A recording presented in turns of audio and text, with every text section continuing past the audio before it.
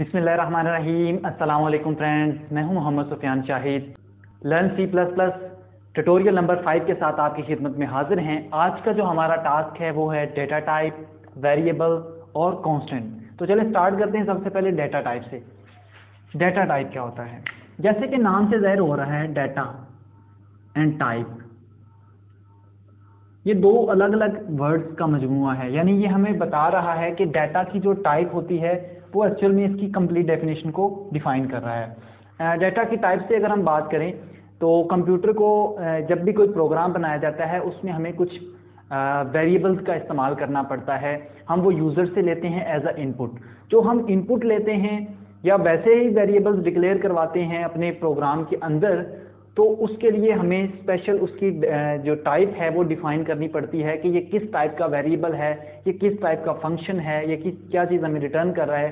तो वो जो आपके पास टाइप होती है वो बेसिकली डाटा टाइप कहलाती है। यानी कि डाटा की मुख्तलिफ टाइप्स हैं कि डाटा की नोयत चेक करने के लिए हम जो डिफाइन करते हैं उसे हम डाटा टाइप कहते हैं। C++ हो या सी लैंग्वेज हो, उसमें जो चार हैं मोस्टली वो इस्तेमाल किए जाते हैं, जिनमें से कुछ जो हैं चार जो हैं वो मैं यहाँ पर डिस्कस करेंगे। हम वो राइट डाउन करता हूँ। सबसे पहले नंबर पे आपके पास न्यूमेरिक टाइप के डाटा के लिए हम इंटीजर इस्तेमाल करते हैं, इंट। न्यूमेरिक डाटा के लिए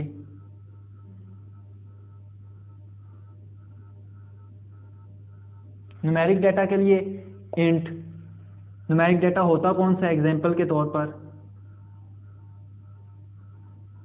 2, 5, 3, 9, 85, 75 एटसेट्रा। यानी इस टाइप का जो डाटा होगा वो आपके पास न्यूमेरिक डाटा कहलाएगा। इसके बाद इसकी एक और टाइप है जिसे हम फ्लोट कहते हैं, FLOAT, फ्लोट। फ्लोट मतलब पॉइंटिंग में अगर डाटा आपके पास आता है तो उसे हम फ्लोट वैल्यू कहते हैं। ये किसके लिए? आपके पास पॉइंट वैल्यूज के लिए।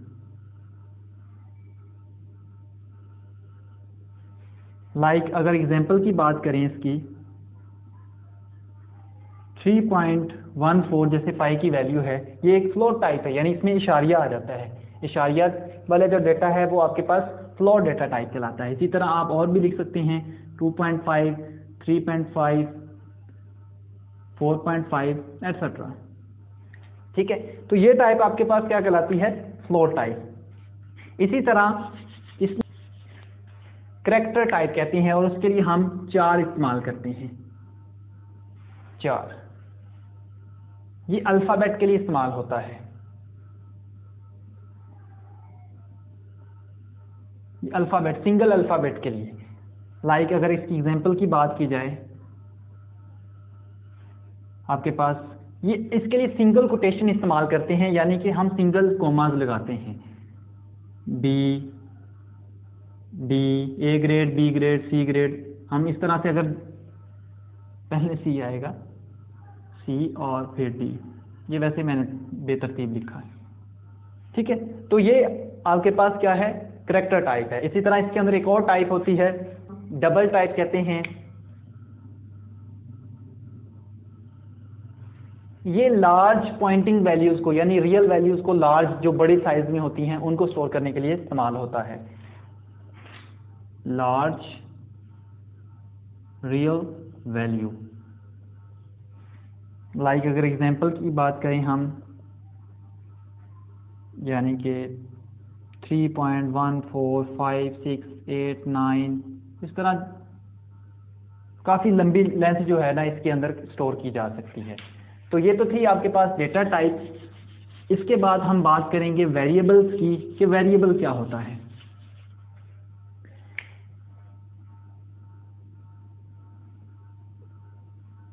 अब डेटा टाइप को डिफाइन करने से पहले मैंने उसमें एक जिक्र किया था वेरिएबल्स का।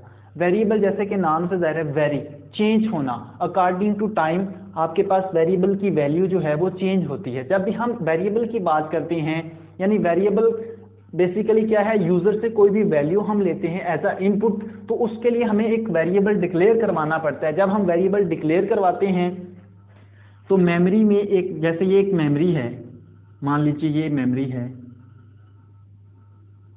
ये आपके पास मेमोरी है। इसमें जब हम कोई भी वेरिएबल डिक्लेयर करवाते हैं तो उसमें एक डब्बा मुख्तस हो जाता है, डिक्लेयर करवाते हैं तो वो डब्बे का नाम जो भी हम रखेंगे वेरिएबल का वो उसका नाम बन जाता है मार्क्स। फर्ज करें ये मार्क्स का है, अब जो उस वेरिएबल को हम वैल्यू देंगे वो उस डब्बे के अंदर चली जाएगी। फर्ज करें 10।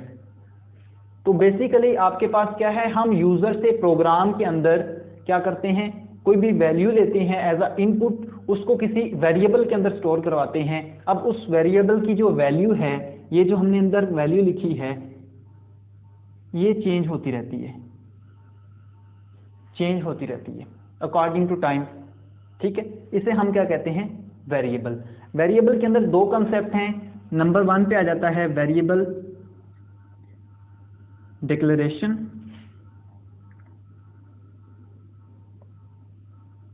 और वेरिएबल इनिशियलाइजेशन।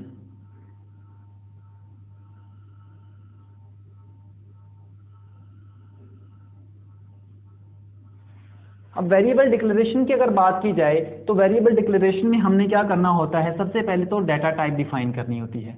डाटा टाइप हमने पीछे डिस्कस कर ली कि जो वेरिएबल हम बना रहे हैं उसकी डाटा टाइप क्या है, आया कि वो इंटीजर टाइप का है, आया कि वो फ्लोट टाइप का है, आया कि वो आपके पास कैरेक्टर टाइप का है, आया कि वो आपके पास डबल टाइप का है। तो पहले हमने डाटा टाइप डिफाइन करनी होती है, वेरिएबल डिक्लेरेशन की बात कर रहे हैं, और साथ में फिर उस वेरिएबल का कोई भी नाम देना होता है, वेरिएबल नेम, और इसे टर्मिनेट करना होता है। ये सिंबल जो आपके पास नजर आ रहा है इसे टर्मिनेटर बोलते हैं, टर्मिनेटर। ठीक है, अच्छा अब इसके अगर एग्जांपल की बात करें,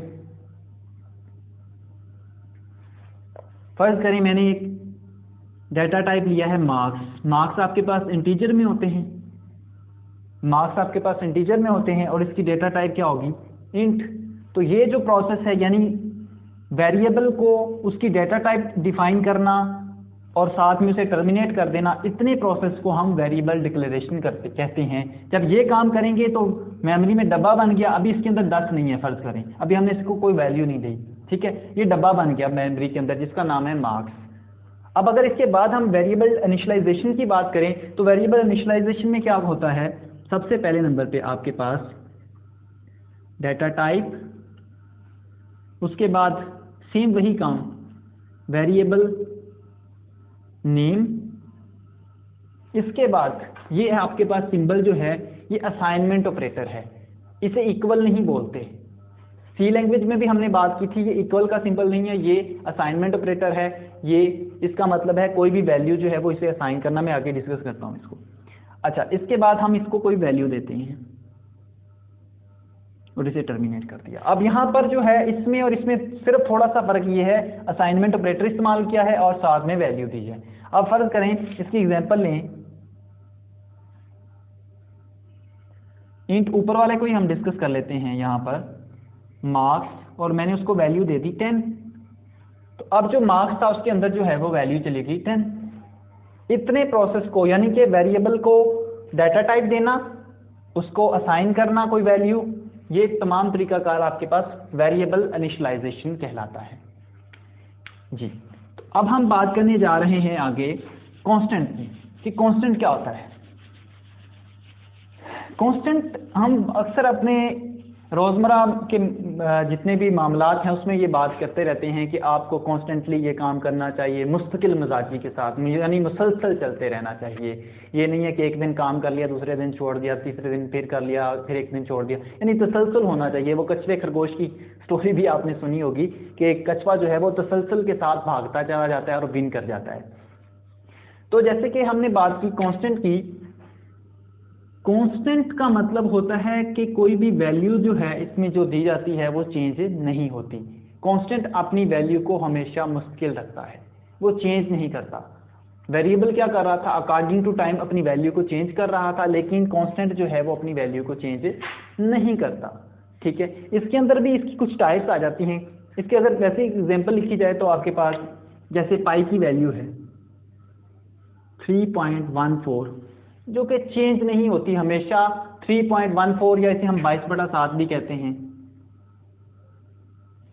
ये कांस्टेंट वैल्यू है, ये चेंज नहीं होती। जो वैल्यू चेंज ना हो कहीं पर भी, throughout the program change ना हो, उसे हम कांस्टेंट बोलते हैं। इसकी एग्जांपल्स आपके सामने हैं। अब इसकी कुछ टाइप्स हैं वो हम देख लेते हैं। सबसे पहले नंबर पे आपके पास आ जाता है इंटीजर कांस्टेंट। इंटीजर कांस्टेंट की बात करें तो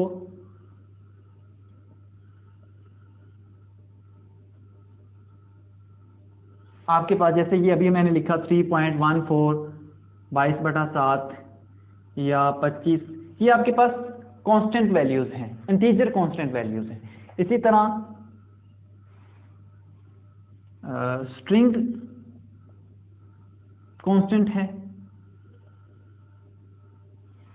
स्ट्रिंग कांस्टेंट में जैसे हमने करैक्टर में बात की थी, स्ट्रिंग में ये होता है डबल कोटेशन में कुछ भी लिख दिया जाए, जैसे पाकिस्तान, ये आपके पास स्ट्रिंग कांस्टेंट है। इसी तरह करैक्टर कांस्टेंट है।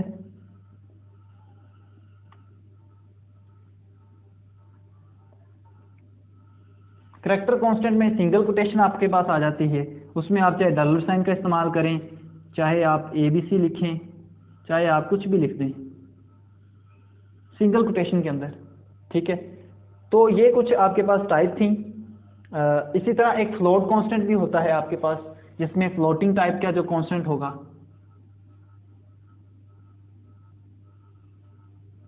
जिसमें आपके पास फ्लोट टाइप का जैसे 3.14 है, ठीक है। सॉरी, ये इसमें इंटीजर के अंदर ये नहीं आएगा, ये 22/7 भी नहीं आएगा, इसमें 25, 28, 29 इस तरह का आएगा, ठीक है। फ्लोट कांस्टेंट के अंदर ये 3.5 या 22/7 जैसे हमने लिखा था, या 2.5, ये आपके पास फ्लोट कांस्टेंट कहलाता है, ठीक है। तो उम्मीद करता हूं कि आज का ट्यूटोरियल आपके लिए काफ़ी सारा हेल्पफुल साबित हुआ होगा। मिलते हैं अपने ट्यूटोरियल नंबर 6 के साथ, तब तक के लिए मुझे इजाज़त दें। अल्लाह ने के बाद।